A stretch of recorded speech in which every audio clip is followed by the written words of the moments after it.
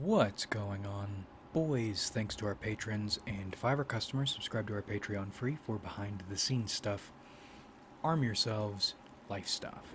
I've been thinking about the recent Void revelation lately. It's changed my perspective on things, and we're beginning to feel some of the consequences. We are now aware the supernatural is not the non-natural or the unnatural, because it's all still on this side of the fence. Everything above and below can be known. Even if you are unable to know it, that doesn't mean it can't be known. And you take all this and contrast it against the void on the other side of the fence. Even gods don't know it. The only way for you to know anything about it is to know, as much as you can, everything that is. Because in learning and knowing these things, you learn the breadth and depth of the void, of everything that isn't. There's no way to penetrate that void even a little bit. The void is the only real mystery. It's the only thing that can't be known. And that's where you're headed. That's probably where gods are headed. And sitting in this state, knowing what it is or what it isn't, is odd, because it sort of feels like atheism plus. Not the stupid atheism plus movement, I mean advanced atheism. Because there's a difference between saying there's nothing and saying there's nothing, knowing what that means. Not just an absence of this plane you live on, but also of higher planes and lower planes. And more, not that it's quotes nothing necessarily, but rather whatever's on the other side of the fence is everything that is not on this side of the fence. And there's a lot of shit on this side of the fence. Because if you want to call it non-existence, that's fine, but I don't exactly think that means absence. Or if it does mean absence, then absence is only our understanding of what's on the other side of the fence. Nothingness is antithetical to existence. It's, again, everything that is not on this side of the fence. That's why it's strange and impenetrable, incomprehensible, freaky, but I think incomprehensible is the word to use here. We don't like it or we fear it because it's everything that we aren't. For us to experience that, an absence of everything, it's, to us, as is beings, it would feel bad, I think. But for a being of the un, or whatever is in the un, or if, that's the thing, you can't get out of this is mindset. My point is, I think there is a being equivalent over there. It's not being, it's not a way to be, but what I mean is the experience of not is alien only to us as is beings for as long as we're is beings. Isn't not beings probably have a good idea of what it means not to be. And in this way of looking at it, it's not at all pointless to dwell on the void. Again, you'll never penetrate it, you'll never understand it even to the smallest degree for what it is, but you can get an idea, and you should get an idea, for what it is not by experiencing and understanding as much as you can on this side of the fence. And again, there's a lot of shit on this side of the fence. And that changed my point of view on the supernatural.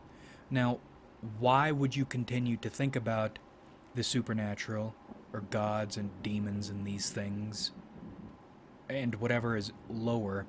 You know, I think it's intuitive when you say as below to mean something like demons, but that's not the case. I think there are lower beings that are not gods or demons or anything like that.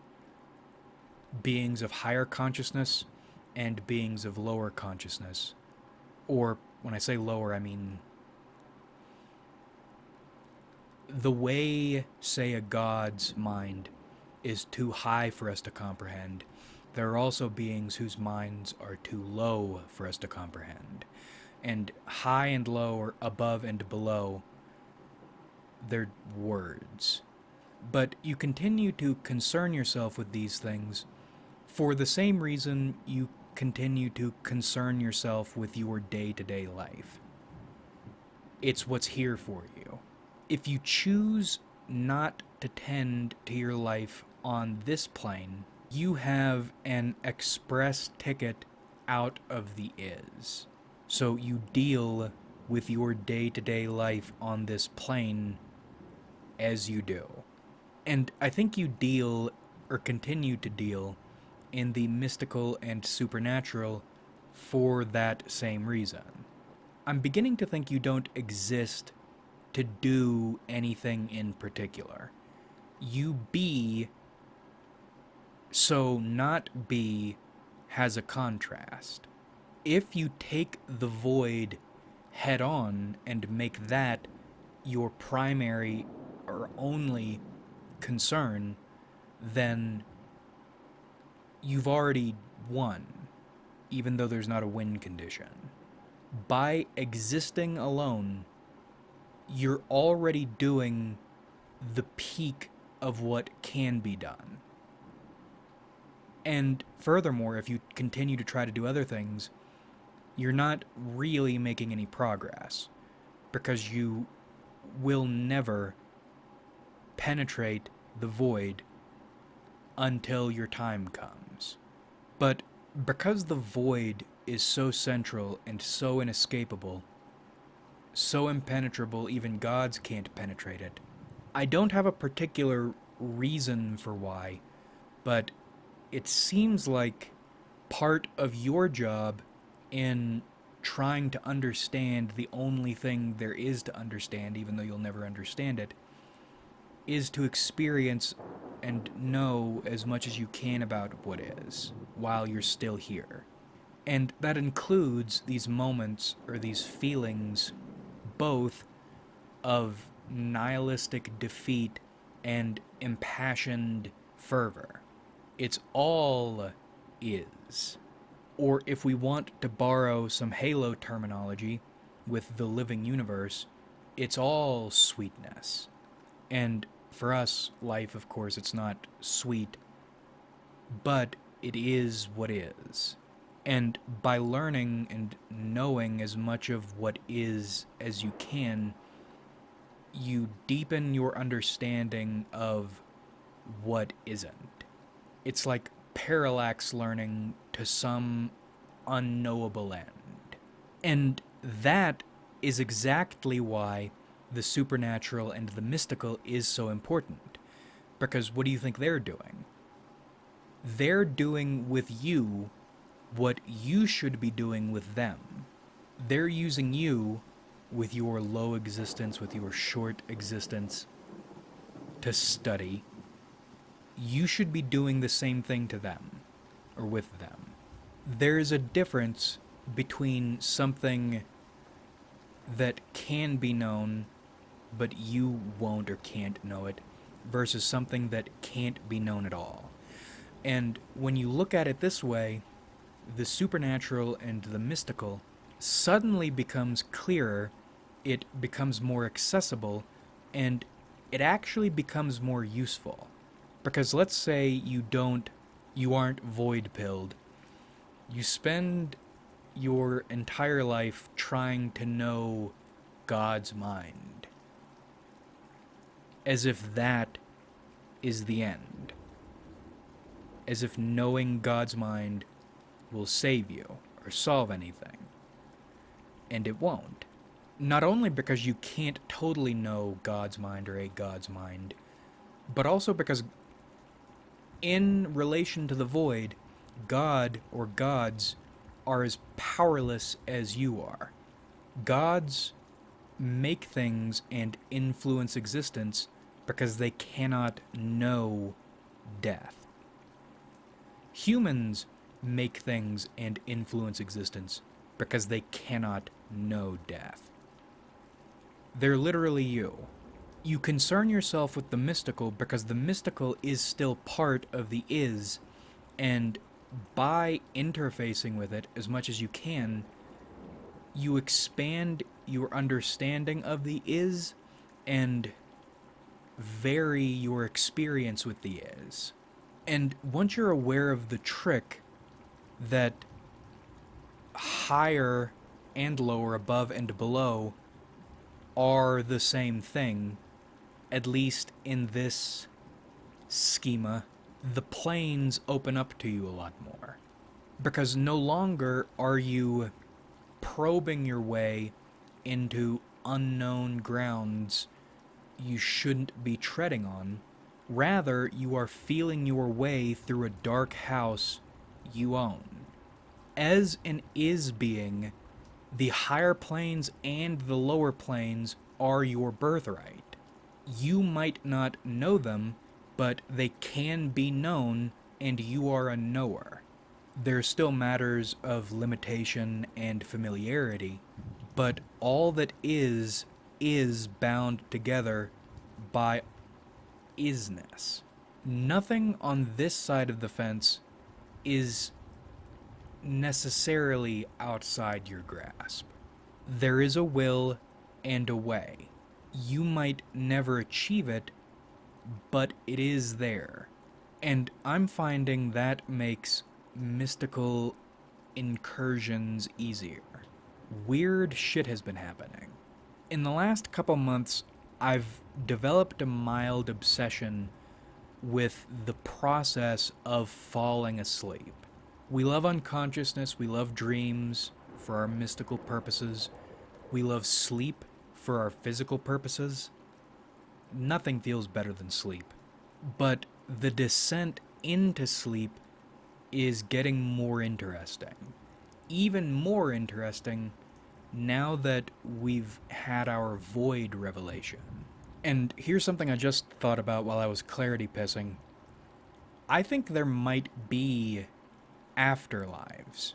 But if there are, all that's happened is your god or gods have decided to keep you in the is for a time. They've done nothing to address the VQ. But anyway, back to falling asleep. I've had some mystic type experiences recently, more vividly than I usually have them. As in, now I'm not thinking, oh, that was so strange, I wonder what that was. Now I know it is, even if I don't understand it. And that basic understanding or immediate assumption makes getting more out of these experiences easier. The first one I didn't really get anything out of, but it did get the noggin joggin' on some universal mechanics.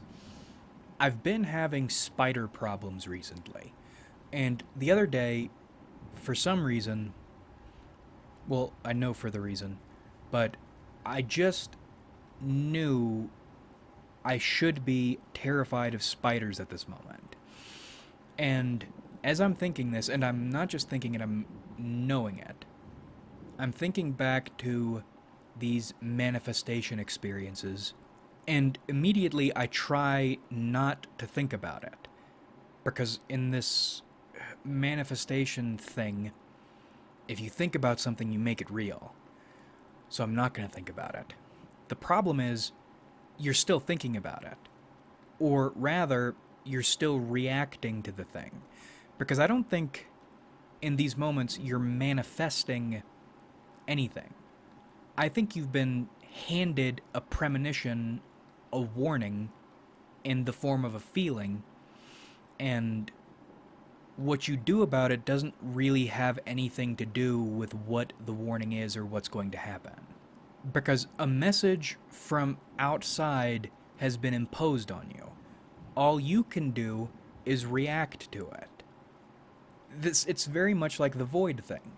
The void is an imposition, and all of existence is a reaction to it. Anyway, I ended up getting bitten by a venomous spider for the first time in my life. And it was a little spider. It was kind of whitish, grayish, brownish, almost translucent maybe. And I saw it after it bit me, because I didn't realize it bit me at first. And it looked like its front arms were up, kind of like in a crab fashion. I killed it, and my life flashed before my eyes because I hate spiders. And that's the first time I've ever felt venom like that in my body. And my veins were doing wacky shit. I could feel the poison moving up my arm because it bit me on my hand. And for about 15 minutes I was panicking because it wasn't getting any better. But I knew I wasn't going to go to a doctor because I'm not paying for that shit. I'll just die. So I shipped a load via mass driver, and I went to sleep, and I woke up, and everything was fine. Although it did feel a little trippy, and even though it doesn't look like anything's wrong, my hand feels kind of like itchy in different spots. But I think everything is good. Not that it would matter if it didn't, because I wouldn't be going to the doctor unless my hand was rotting. But the intensity and clarity with which I felt that premonition was odd. When I have these feelings, they're usually pretty strong, but I don't feel them with that vividity. As in, somehow I knew this was not fucking around, something was about to happen with a spider. Odd. Maybe our third eye is beginning to open a little wider, now that it knows it's not some big fucking thing to open. And even once it's opened, you aren't saved from the void, so what does it matter?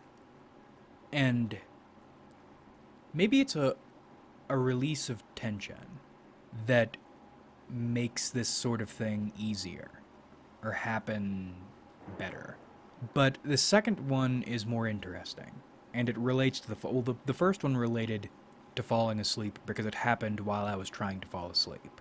This other one also happened while I was falling asleep, but it stayed in sleep realm. It started by feeling stereotypically psychedelic, like the way people act like psychedelic art is the way psychedelics feel. Not that I know. I've never taken psychedelics. I'd love to one day. There were geometric patterns folding into themselves, and the cosmos was the background. There were also shapes and colors in like a kindergartner fashion, but pale pastels, which sounds like a good name for a band. And I could feel I was traveling somewhere. As in, this is something, I don't think it's lucid dreaming. I don't know what this was. All I know is that it was. I am conscious of the fact I am experiencing something strange. I feel like I am going into a Terence McKenna story. And I don't mean watching it happen, I don't mean looking at this and thinking about it. I mean, I am going here. I am going somewhere.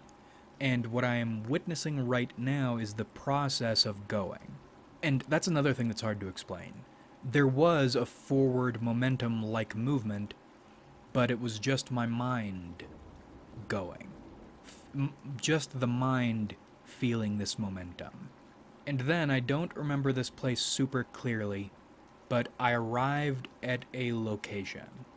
It felt like a pocket plane or something, but again, cosmos is the background. For some reason, I feel like there was Well, one, it felt like there was Soviet architecture, and two, some kind of spinning disc thing. But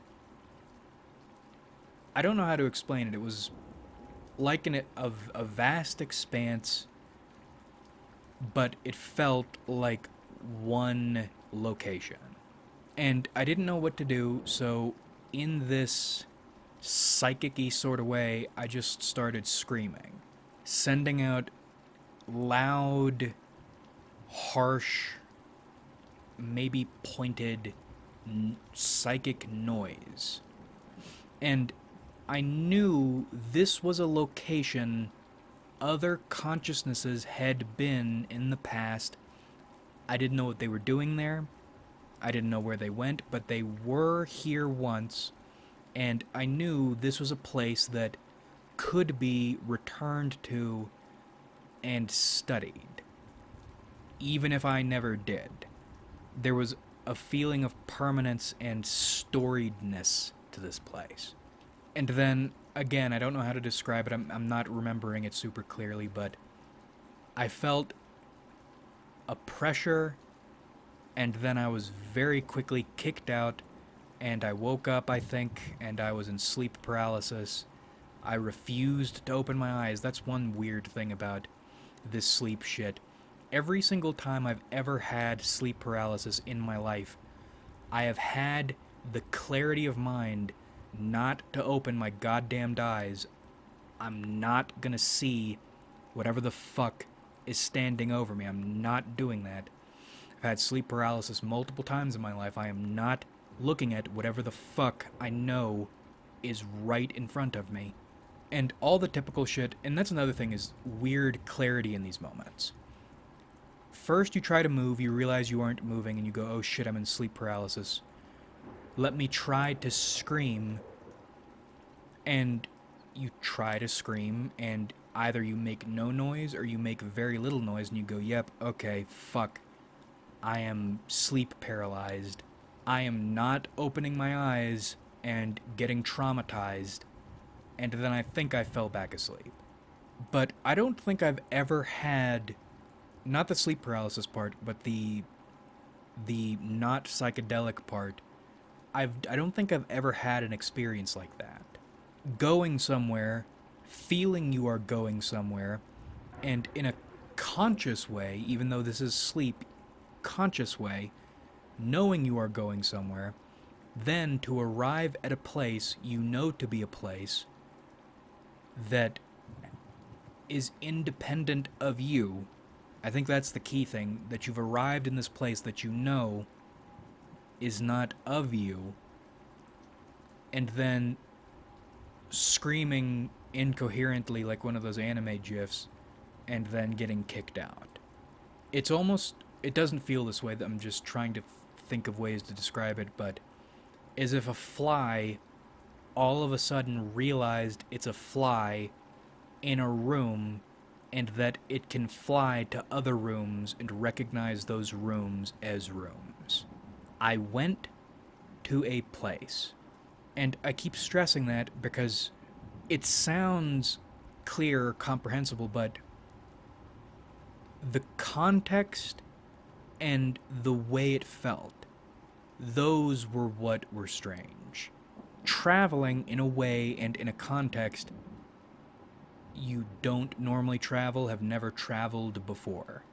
And I don't know where I ended up, I don't know what that place was or what purpose it served. I doubt I'll ever get back there, but the way I felt it, I knew it to be a place. In other words, somewhere out there in the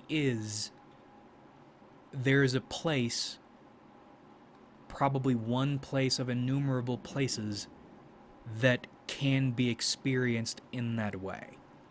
That is outside what we understand. Once again, something that can be known even if you don't necessarily or aren't necessarily able to know it fully. It's within the is. And I think there are two ways to look at this in terms of how you feel about it. I was thinking about Bone Tomahawk earlier. Why why is the tribe in Bone Tomahawk scary? Because they, and I guess other archetypes like that in stories, are proof the mind is not what we think the mind is. In other words, the way we believe the mind to work, or the consciousness it produces, these emotions, this entire quotes human experience, that is one configuration of clay. It is by no means the only configuration. And I think that's unnerving for a bunch of reasons, existential reasons. But it threatens normality as you understand it, primacy. But another way of looking at it is it is, meaning it contributes to is primacy. There's so much is and so many different sorts of is, and I'm wondering if we are entering, well, we almost certainly are not entering an is era. This will be a fad we feel and think about for maybe 2 weeks and then go on to the next thing. But I'm wondering if this is an is era, if or how long we'll be able to enjoy this, or how much we can milk this for. Because there's no win state. We say this every time. There's no win condition, victory state, or victory condition. What's the next thing? I don't know. Now, we're wrapping up here in a moment, but there's one other thing I wanted to mention. This was supposed to be an entire leg of the video, but it doesn't fit completely, but it's still important to mention in relation to all this shit. I'm really glad National Socialists distanced themselves from fascism. Yes, you're so totally different from fascism, and let's keep it that way. No takebacks.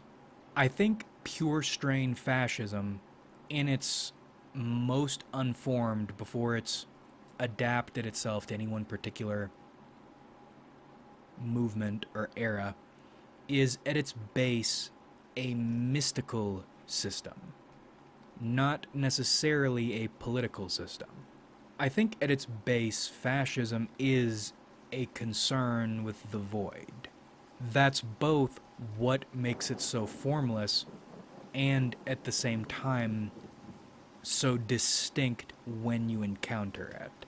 It is rarefied isness concerned most with is notness. And I think about Duce's flag, the black flag with the white skull and dagger. And by the way, we made the Noso Nosa flag before I was aware of the Duce's flag.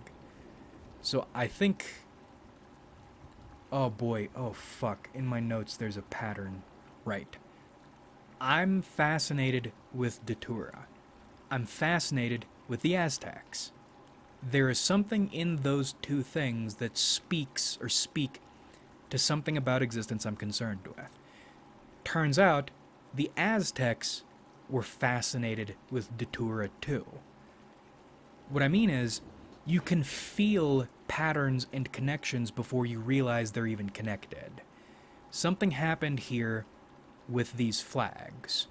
But back to the Son of the Centuries flag, the black with the skull and the dagger.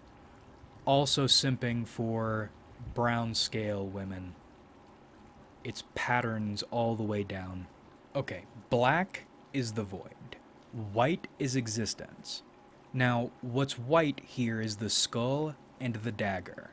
Commentary on man's experience of existence. The skull is a human's experience of death, or existence in relation to death, relation to the void. The dagger is a human's experience of life. You send people out into the wilderness alone, you allow them one tool. What is the one thing most people are most likely to ask for? Some kind of bladed implement. Why? Because a blade is a human's best friend.